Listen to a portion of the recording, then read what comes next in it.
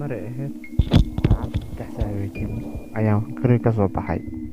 Waxaan is dhahay banaanka aad, jaakadeeda ayaan soo qaatay, waan soo baxay. Waan soo socday oo aan u soo socday geesaha fiirinay. Ariga wuxuu ahaa bugdi, waan yara cabsanayay anigana. Geesahaasaan u fiirinay, habeenimo bay ahayd, sidaas ka soo socday ama iska soo taagsanayo oo tartiib soo socdo ayaa mar qura waxay indhahayga qabteen nin meel taagan oo mugdi ah oo oynayo. Waan cabsaday, waxaan dhahay oynayaa maxaa ku dhacaya sida ninkan. Anaa cabsanayo oo ka yaaban ayaa waxaas dhahay iska socod iska ag mari doontaa.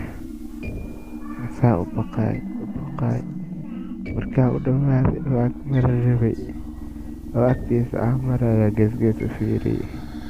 Asigana wuu soo fiiriyay, wuuba qoslay ninkii. Waan naxay aniga, anigoo cabsanayo ayaa tartiib hore iskaga sii dhaqaaqay. Gadaal ayaan fiiriyay, nin madow oo xumaan badan ayaa soo daba socdaba.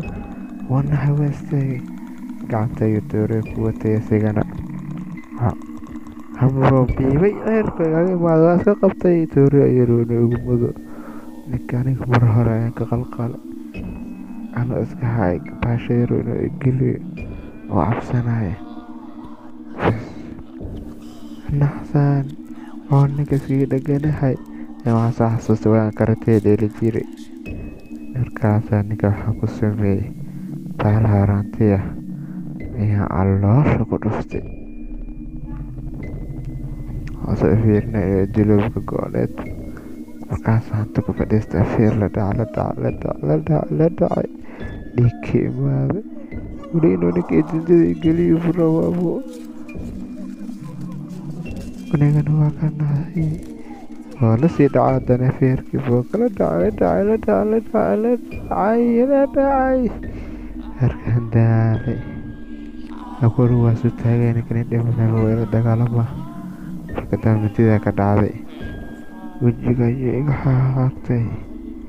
Anigana wali kama yeelin, feerna la sii dhacay. Waxaan iska saaray, waa dilay, waa weeray, waa feeray. Anoo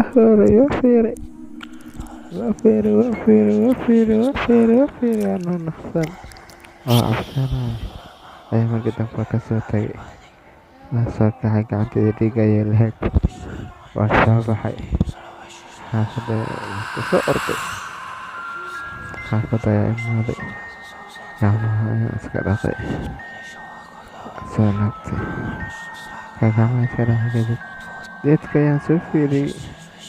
Haddana meesha istaago waxaan arkaa nin ayaa haddana meesha taagan, waa asigii oo ii soo noqday.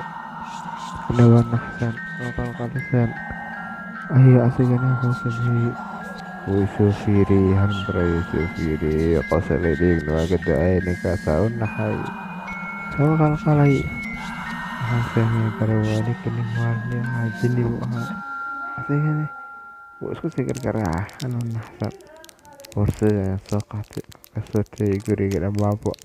Waan soo xiray, waan soo baxay, waan ka soo daba cararay. Asigana guri walaashay ayaa imid, dhaantimo ayaan u sheegay.